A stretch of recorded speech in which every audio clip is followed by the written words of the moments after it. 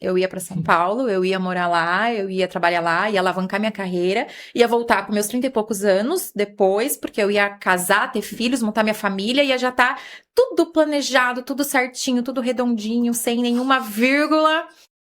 E quando aconteceu isso, eu me vi ali com 20 e poucos anos, não parando de convulsionar, minha vida travou de certa forma, porque eu não, com o passar dos anos, né? Porque não foram 5 meses, 8 meses, foram 8 anos tendo picos e baixos, convulsionando, Oito anos. lidando com a convulsão. Então, aí eu fui diagnosticada com epilepsia de difícil controle, que hoje não se... As pessoas não sabem muito, né? E as pessoas gostam de falar. Então, eu ouvi muitas coisas durante esse processo. E ali, mais um aprendizado. A gente ter certeza de quem nós somos. Porque nesses 8 anos, tomava remédio, não fazia efeito. Trocava de médico, não fazia efeito. Continuava convulsionando. Não fumava, não bebia, não fazia nada e eu continuava convulsionando. Eu ia pro hospital, o hospital não sabia o que fazer. Eu tive a orientação, vai só no hospital quando você tiver na quarta, quinta convulsão, porque daí você precisa de apoio, para respirar e tudo mais. Fora isso, é você com você mesmo. E não tem o que fazer, né? Quando você tá tendo uma convulsão, é você não passar por aquele momento, porque não tem, só não bater a cabeça e tudo mais. Mas assim, não tem o que você possa fazer, né? E durante esse processo, também lidar com as pessoas ao redor, porque...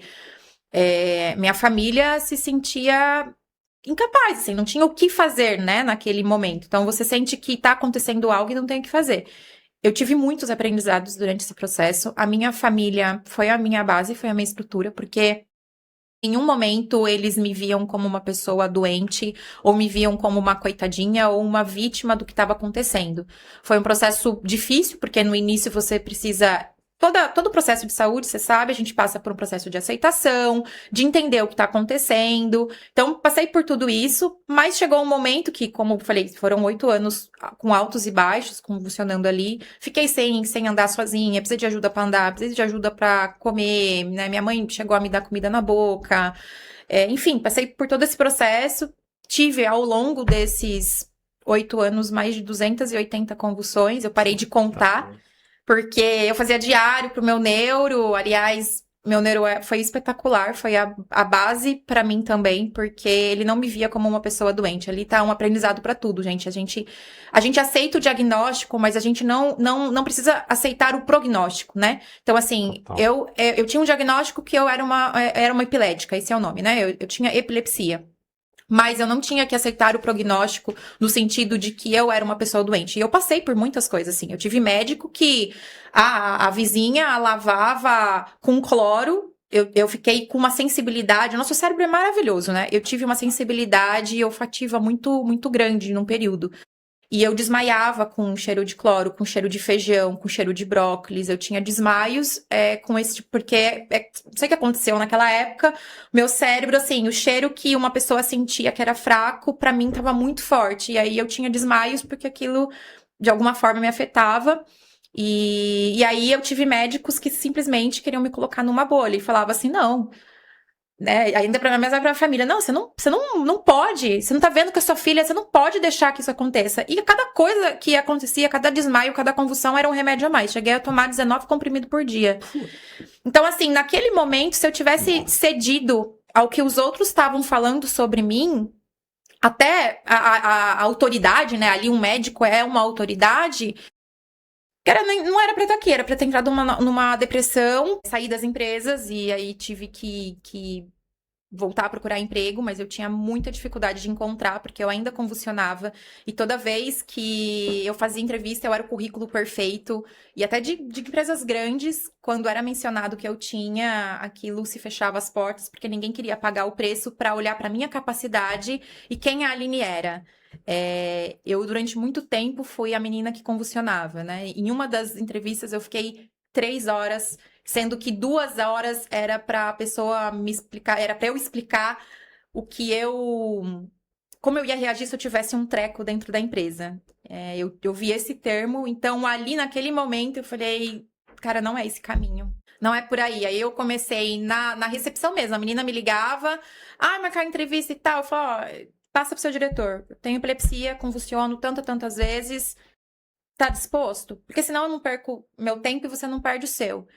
E aí, tive empresas que aceitaram, tive empresas que me deram um apoio, tive empresas que estiveram comigo, assim como eu não tive. E depois que passou esse processo, eu acabei falando, não, vou trabalhar por conta. Mas o que eu imaginei pra mim é que eu ia ser uma freelance.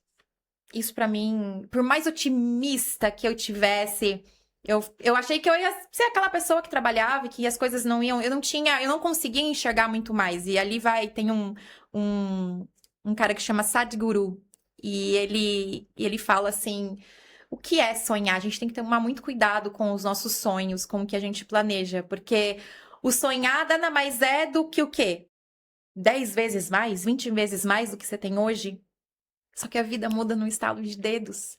E aquilo que você acredita que você pode alcançar, amanhã já mudou.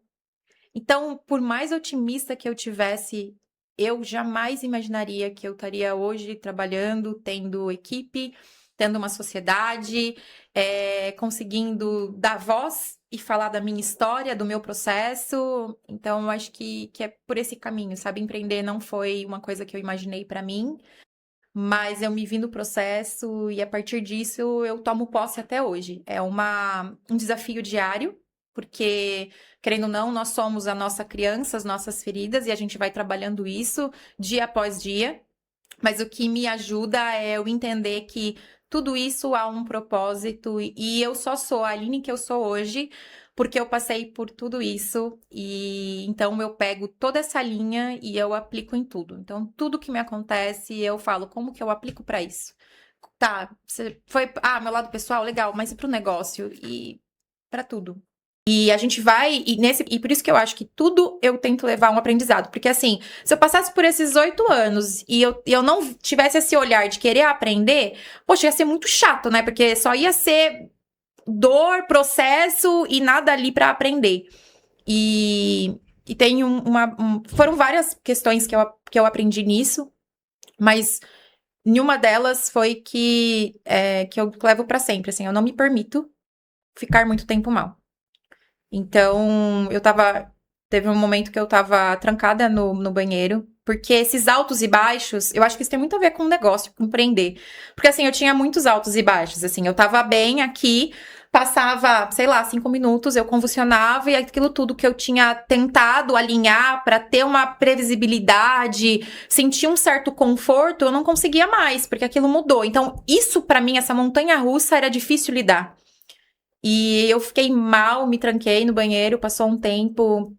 Meu pai bateu no banheiro, fez eu abrir a porta, e aí ele sentou do meu lado. E aí ele falou: Aline, você já chorou o que tinha pra chorar. Já deu. Não vai adiantar você continuar chorando, não vai mudar em nada. Porque se adiantasse, eu sentava aqui do teu lado e chorava o dia inteiro com você. Mas, infelizmente, não vai ter o que fazer. Então você já chorou o que tinha que chorar, você já colocou pra fora. Você limpa o rosto, levanta, porque a vida segue.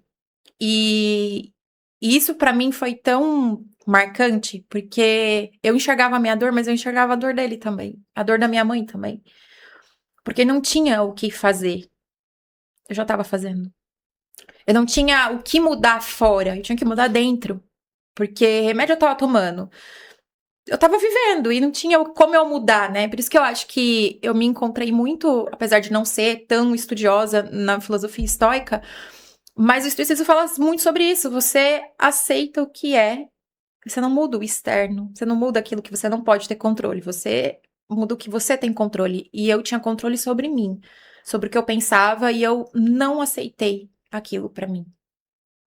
Eu não aceitei ser uma pessoa que funcionava e ia ficar em cima da cama chorando. Eu não queria aquilo pra mim.